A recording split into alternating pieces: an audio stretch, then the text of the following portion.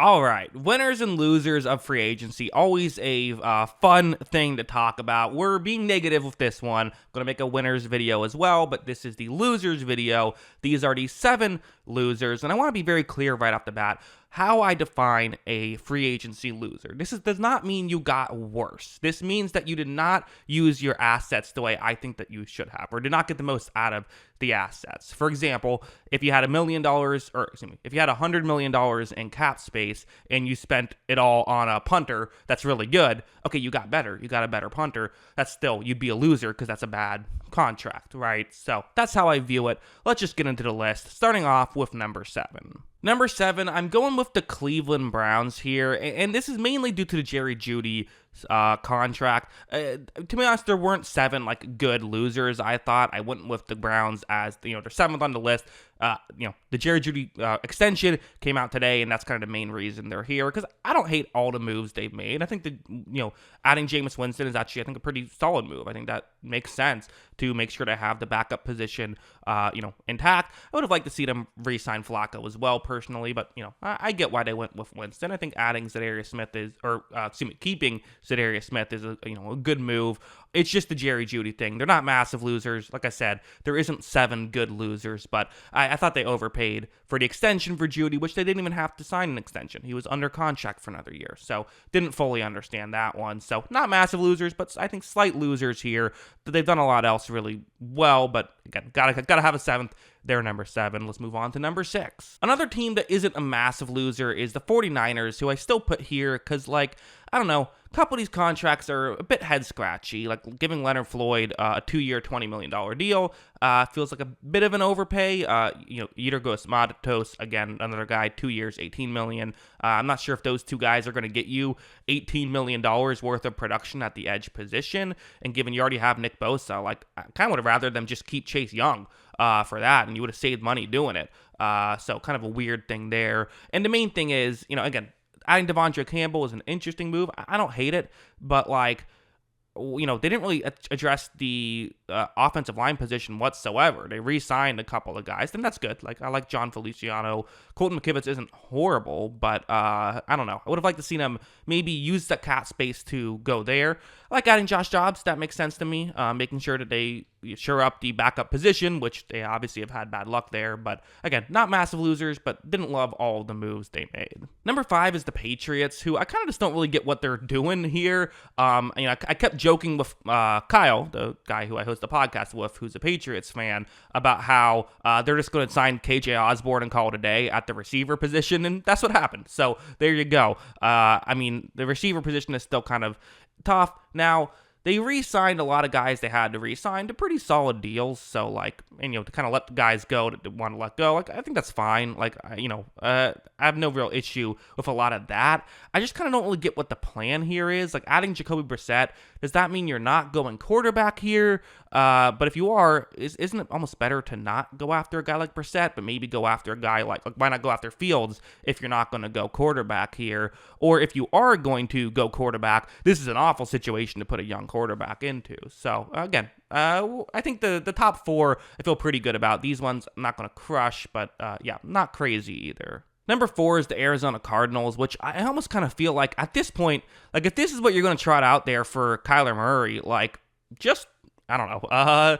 Just let him trade him at this point and fully tear it down and rebuild. Because poor Kyler, who's he going to be throwing to this offseason? Letting Marquise Brown walk, and it wasn't a ton of money. Although again, might have wanted out. That's part of it. Some moves I don't hate, but I don't know. Sean Murphy Bunting, it's interesting. We'll see. I feel like they could have maybe tried to spend a little bit more to get a slightly better player, but he's had good years in the past. But a couple of these contracts are still fine. I guess it's not anything horrible. It's just kind of letting Marquise Brown go and then not really replacing him. Getting rid of Rondell Moore, who I wasn't crazy about, but I'd rather have him than Desmond Ridder in that trade. So that was weird. Just I don't know, kind of an odd season the Cardinals are having. Odd off season so far. Number 3 is one that's going to be maybe one of my hotter takes here on the list, but I do stand by it, which is I did not love the Brian Burns trade. I made a whole video talking about why I wasn't crazy about the Brian Burns trade. I believe that's going to be out the same day this video is today. I'm putting this video out the same day I'm recording it, but I believe that's what's happening. Anyway, wasn't crazy about the Brian Burns trade. I just wasn't. I thought that. Let me kind of give the quick thoughts, and I made a whole video about it, as I said. But quite frankly, I think it's fine to give up a second and a fifth for a good edge rusher, but when you also have to pay that edge rusher $30 million a year, and I don't think he's an elite guy. I think he's maybe like a sort of a top 25 guy, but that's kind of all I see him as. So making him the second highest paid edge rusher and giving up draft capital for it, that's just not a move I would have made. So again, not a lot they could have done outside of that, but they had that, and they also don't have a lot of money. So kind of spent all their money just on the edge position. There's a lot of holes in this roster now. I wasn't crazy about it. Number 2, sticking with the NFC East here, the Dallas Cowboys, who, listen, people are kind of saying, oh, well, the Dak Prescott contract really coming back to hurt them. Like, they have money. Like, they can go out and add pieces. And to me, I think if you're in a situation the Cowboys are in, either blow it up or go all in at this point. I think staying stuck in this sort of mediocrity area isn't super smart to me, in my opinion. Like, I definitely think they should be, for me, I would be making moves to try and get as much talent on the roster as possible. I thought they had a pretty good offseason last year.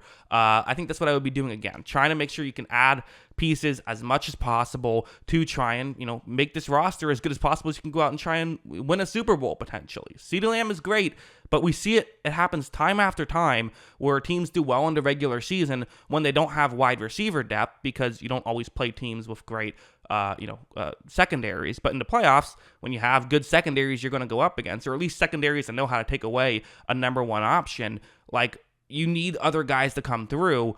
And I'm not saying that's exactly what happened against Green Bay, but it's just an issue. And I think I would like to see them make a move. Plenty of offseason left that goes, for every team I'm talking about, but not crazy about their inactivity so far. And number 1 is the Los Angeles Chargers, who, listen, to, kind of talk about what I mentioned at the beginning of this video here with the Chargers, as I said, I'm not necessarily saying if you got worse, you're on to losers. Like, there are teams that got worse that aren't on to losers because they had to get, like Miami, I didn't think they made a ton of horrible moves. Yeah, they got worse, but I think they kind of had to let guys walk. It is what it is. The Chargers were in that situation. I just didn't love, I don't think you need to get rid of Keenan Allen and Mike Williams here. And part of me is a little concerned about, there was that quote about Harbaugh saying he want to make sure they can run the ball. If I have Justin Herbert, I'm not becoming a run-first team. That's just not how I'm constructing that roster. I am making sure I do what I can to make it as good of a passing situation as possible, not getting rid of Keenan Allen and Mike Williams. I think, if I'm letting one of those guys go, I'm letting Khalil Mack go. He's someone who, if you have to let a receiver go as well, okay, it is what it is. But, not replacing them with anybody at this point. Like, maybe they feel comfortable with Quentin Johnston, but I wouldn't. They're number 1 loser on this list so far in free agency, but still plenty of free agency left, plenty of moves to be made. That's just how I view it now. Let me know in the comments below, what do you disagree with? I'm sure you're already typing up, I'm sure many of you are already typing up angry comments, which, hey, that's when you make a video like this, that's what comes with the territory, and it's part of the fun. So, let me know what you think in the comments below. Always love hearing from you. And of course, as always, thanks for watching.